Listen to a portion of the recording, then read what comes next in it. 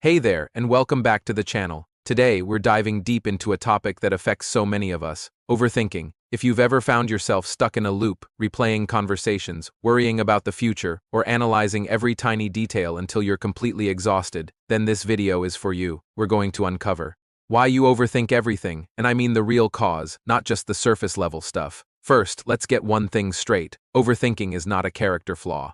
It doesn't mean you're weak, lazy, or that there's something fundamentally wrong with your personality. It's actually the opposite. Overthinking is a highly intelligent survival strategy that your brain likely developed years and years ago, probably when you were a child. Today, I'm going to explain exactly why your mind spirals into these endless loops, why you feel the need to analyze everything, and why your thoughts almost always jump to the worst-case scenario. It's not because you're a pessimist. It's because your brain is trying to protect you.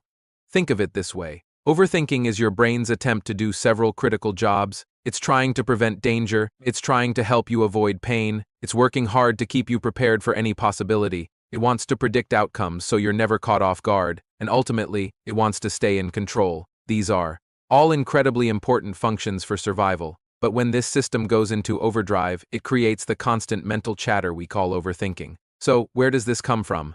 For many people, the roots of overthinking can be traced back to their childhood environment. If you grew up in a home filled with chaos, unpredictability, or emotional instability, your young brain had to adapt. It had to become a super scanner, constantly on high alert, watching for the next potential threat, the next argument, the next moment of instability. This was a necessary skill for a child trying to navigate a difficult world. The problem is that scanner didn't just switch off when you became an adult and left that environment.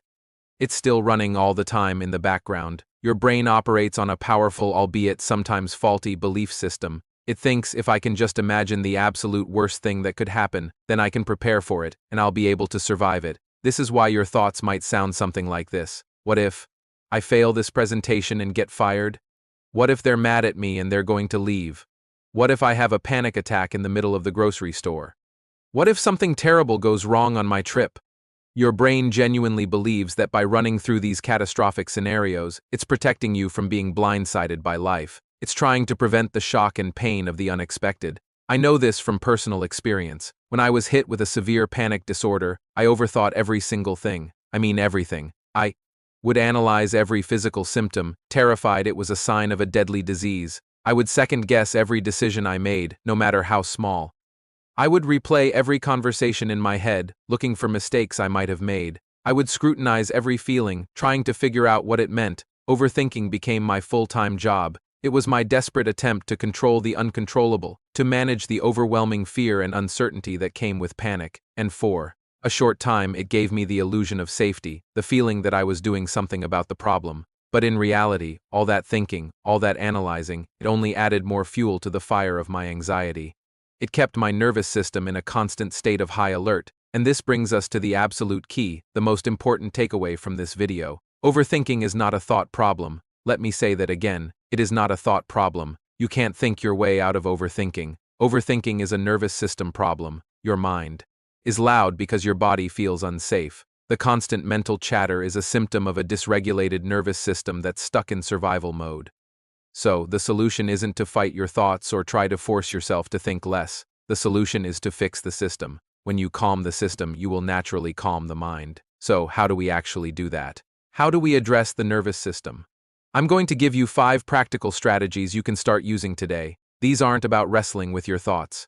They're about sending signals of safety to your body. First, reduce body tension. Your mind and body are intrinsically linked. When you're stressed and overthinking, your shoulders might be up by your ears, your jaw might be clenched, your stomach might be in knots. You have to consciously release that tension. Take a moment to do a body scan. Relax your shoulders, unclench your jaw. Take a few slow, deep breaths, making your exhale longer than your inhale. When you relax the body, the mind will follow. You're sending a direct message to your nervous system that says, "Hey, we're safe right now. You can power down."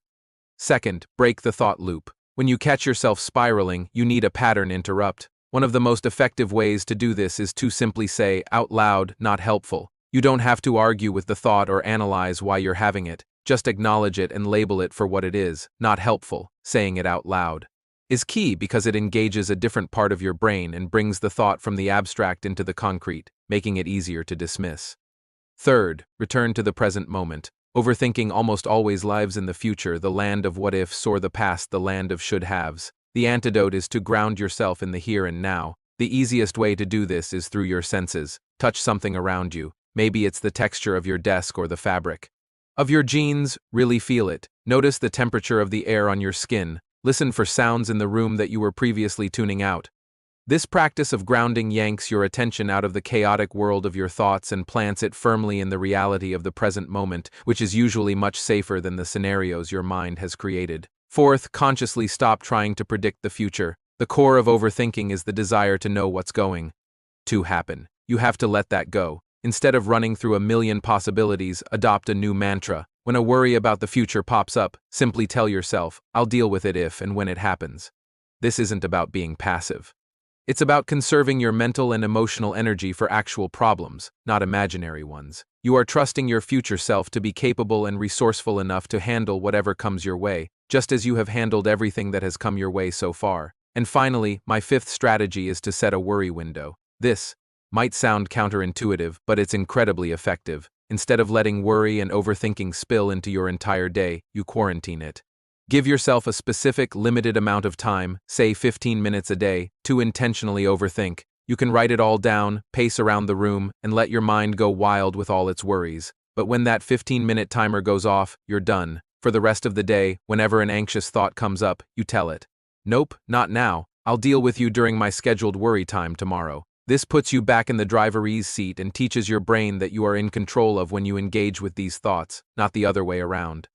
Remember, you don't heal overthinking by trying to think less. You heal it by creating a state of safety within your own body. You heal it by showing your nervous system, through consistent action, that it no longer needs to be on high alert.